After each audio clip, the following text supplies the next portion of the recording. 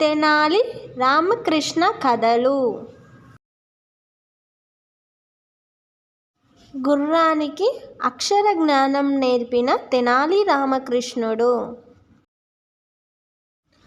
విజయనగర సామ్రాజ్యంలో కృష్ణదేవరాయల వారి రాజ్యసభ చాలా ప్రసిద్ధి.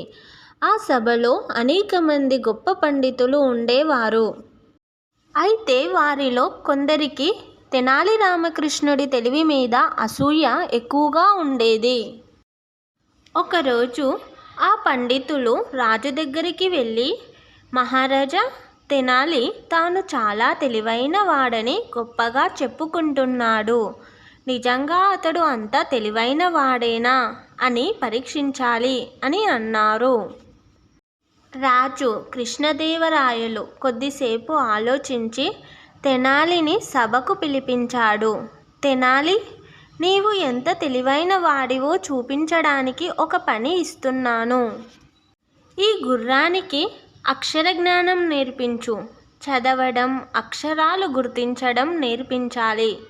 దానికి నీకు 10 సంవత్సరాల సమయం ఇస్తున్నాను. అది సాధిస్తే నీకు గొప్ప బహుమతి, సాధించలేకపోతే శిక్ష అని చెప్పాడు. సభలో ఉన్న వారంతా నవ్వుకున్నారు. గుర్రానికి చదువు నేర్పడమా, ఇది అసాధ్యం అని అనుకున్నారు. కానీ తెనాలి మాత్రం భయపడలేదు. తన సహజమైన చిరునవ్వుతో, మహారాజా, మీ ఆజ్ఞ నాకు శిరోధార్యం, నేను ప్రయత్నిస్తాను అని చెప్పి గుర్రాన్ని తీసుకెళ్ళాడు. కాలం గడుస్తుంది. రోజులు గడుస్తున్నాయి. నెలలు, సంవత్సరాలు కూడా గడిచాయి. తెనాలి గుర్రానికి ఏం చేస్తున్నాడో ఎవరికీ తెలియదు. రాజసభలోని పండితులు మాత్రం 10 సంవత్సరాల తర్వాత అతనికి ఖచ్చితంగా శిక్ష పడుతుంది అని ఆనందపడుతున్నారు. ఇంతలో తెనాలి తన భార్యతో నవ్వుతూ, 10 సంవత్సరాల్లో ఏం జరుగుతాయో ఎవరికి తెలుసు అని అంటాడు. తెనాలి అసలు తెలివి. చివరకు ఒక సన్నిహితుడు తెనాలిని అడిగాడు, నిజంగా గుర్రానికి చదువు నేర్పగలవా? అప్పుడు తెనాలి నవ్వుతూ ఇలా అన్నాడు, చూడు, 10 సంవత్సరాల్లో గుర్రం చచ్చిపోవచ్చు, రాజు మారవచ్చు, నేను చచ్చిపోవచ్చు, లేదా పరిస్థితులే మారిపోవచ్చు. ఇప్పుడు నాకు ముఖ్యమైనది సమయాన్ని గెలుచుకోవడం. అసాధ్యమైన పనిని నేరుగా తిరస్కరించకుండా తెలివిగా తప్పించుకోవడమే అసలు బుద్ధి. అతని మాటలు విన్నవారు ఆశ్చర్యపోయారు.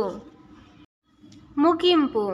కాలక్రమంలో పరిస్థితులు మారాయి. రాజసభలో పండితుల కుట్ర బయటపడింది. రాజు తెనాలి తెలివిని మరింత గౌరవించాడు. అప్పుడు అందరికీ అర్థమైంది, తెనాలి రామకృష్ణుడు గుర్రానికి అక్షర జ్ఞానం నేర్పలేదు, కానీ సమస్యను ఎలా ఎదుర్కోవాలో అందరికీ నేర్పాడు. నీతి. అసాధ్యమైన పరిస్థితుల్లోనూ భయపడకుండా తెలివిగా ఆలోచిస్తే మార్గం దొరుకుతుంది. బలవంతానికి ఎదురు నిలబడే శక్తి తెలివిలోనే ఉంటుంది. మరొక కథ, తెనాలి రామకృష్ణుడు మరియు దాహం పరీక్ష. విజయనగర సామ్రాజ్యంలో కృష్ణదేవరాయల వారి రాజసభ ఎప్పుడూ నవ్వులు, జ్ఞానం, చమత్కారాలతో నిండి ఉండేది. ఆ సభలో తెనాలి రామకృష్ణుడు అంటే రాజుకు, ప్రజలకు ఎంతో ఇష్టం. కానీ కొంతమంది పండితులకు మాత్రం తెనాలి తెలివి అస్సలు నచ్చేది కాదు. ఇతడు నిజంగా అంత తెలివైన వాడా? మనల్ని మించిపోయే తెలివి ఇతనికి ఉందా అని వారు ఎప్పుడూ అనుకుంటూ ఉండేవారు. ఒకరోజు వారంతా కలిసి తెనాలిని ఒక వింత పరీక్షతో ఇబ్బంది పెట్టాలని నిర్ణయించుకున్నారు. పండితుల దాహం పరీక్ష. రాజు దగ్గరికి వెళ్ళి పండితులు ఇలా అన్నారు, మహారాజా, తెనాలి తెలివిని పరీక్షించడానికి ఒక చిన్న పరీక్ష పెట్టాలి. రాజు అంగీకరించాడు. తెనాలిని సభకు పిలిపించాడు. అప్పుడు పండితులు తెనాలికి ఒక గ్లాస్ నీళ్లు ఇచ్చి, ఈ నీళ్లు తాగకుండా దాహాన్ని తీరుస్తావా అని ప్రశ్న వేశారు. సభలో ఒక్కసారిగా నిశ్శబ్దం. నీళ్లు తాగకుండా దాహం ఎలా తీరుతుంది అని అందరూ ఆశ్చర్యపోయారు. తెనాలి ఆలోచన. తెనాలి గ్లాస్ నీటిని చేతిలో పట్టుకొని క్షణం ఆలోచించాడు. అతని ముఖంలో చిరునవ్వు కనిపించింది. అతడు ఆ నీళ్ల గ్లాసును రాజుకి ఇచ్చి ఇలా అన్నాడు, మహారాజా, దాహం అనేది శరీరానికే కాదు మనసుకు ఉంటుంది. పండితుల దాహం నీటి కోసం కాదు, నా తెలివిని తక్కువ చేయాలనే దాహం. సభ అంతా నవ్వులతో నిండిపోయింది. పరీక్షలో అసలు అర్థం. తెనాలి కొనసాగిస్తూ ఇలా అన్నాడు, నీళ్లు తాగకుండా దాహం తీరదు. అలాగే వినయం లేకుండా జ్ఞానం సంపూర్ణం కాదు.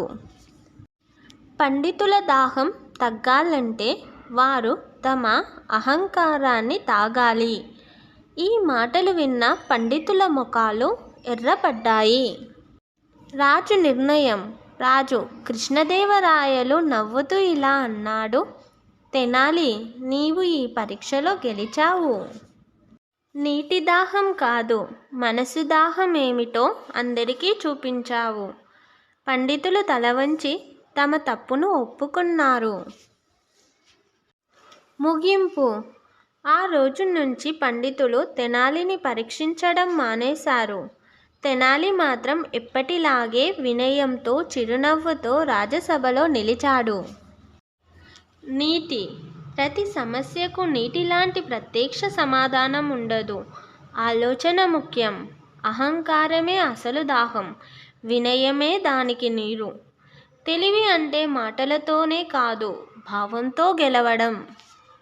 ఈ కథలు మీకు నచ్చినట్లయితే please like, share and subscribe.